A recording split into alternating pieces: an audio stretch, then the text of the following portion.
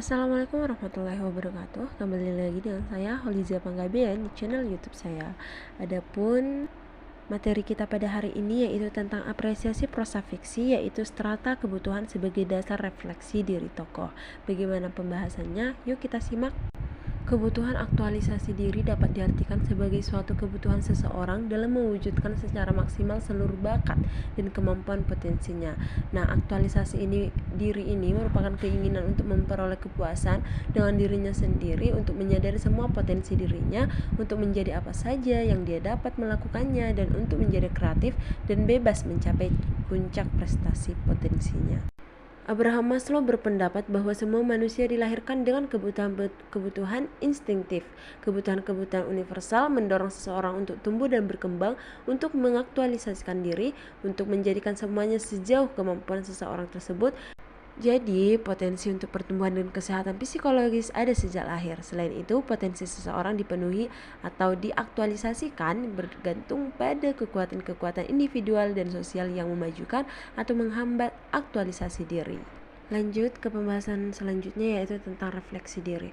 Nah, refleksi ini berasal dari bahasa Latin yang berarti to bend atau to back, yaitu refleksi merupakan suatu proses metakognitif yang terjadi sebelum, selama, dan sesudah situasi tertentu dengan tujuan untuk mengembangkan pemahaman yang lebih baik mengenai diri sendiri dan situasi yang dihadapi, sehingga ketika di masa depan menemui situasi serupa dapat bertindak lebih baik.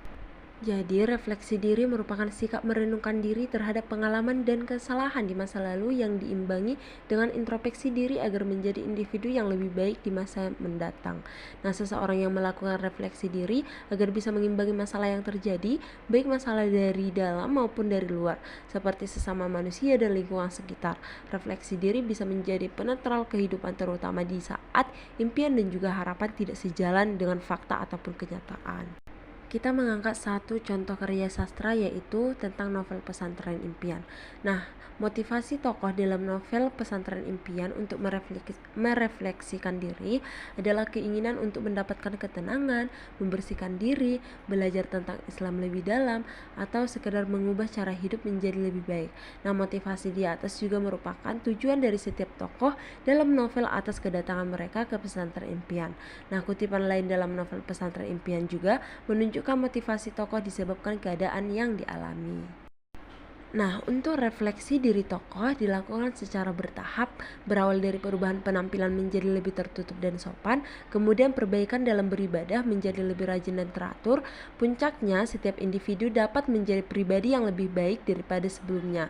Nah, karakteristik tokoh yang telah merefleksikan diri terlihat dari kutipan cerita dalam novel. Refleksi diri yang tokoh Rini lakukan di Pesantren Impian menjadikannya lebih tegar dan kuat dalam menjalani kehidupan yang lebih baik di masa mendatang. Tokoh Rini seakan kembali memiliki harga diri yang pernah hilang dengan sebuah harapan. Refleksi diri yang tokoh si kembar lakukan dapat dilihat dari perubahan tingkah laku menjadi lebih positif dari kehidupan sebelumnya. Berbeda dengan tokoh Lita, setelah keluar dari Pesantren Impian, ia bertekad untuk tetap menutup auratnya dan merubah sikap dan perilaku dalam hidupnya jauh lebih positif. Selanjutnya, refleksi diri dari tokoh Sri dan Ipung lakukan dalam Pesantren Impian ini memunculkan harapan baik, yaitu untuk tidak kembali pada kehidupan lama mereka dengan mengisi waktu luang dengan kegiatan yang lebih baik. Selain tokoh Sri dan Ipung, tokoh yang lain juga merefleksikan diri atas dasar kesalahan yang pernah mereka lakukan. Sekian dan terima kasih untuk pembahasan pada kali ini. Wassalamualaikum warahmatullahi wabarakatuh, teman-teman.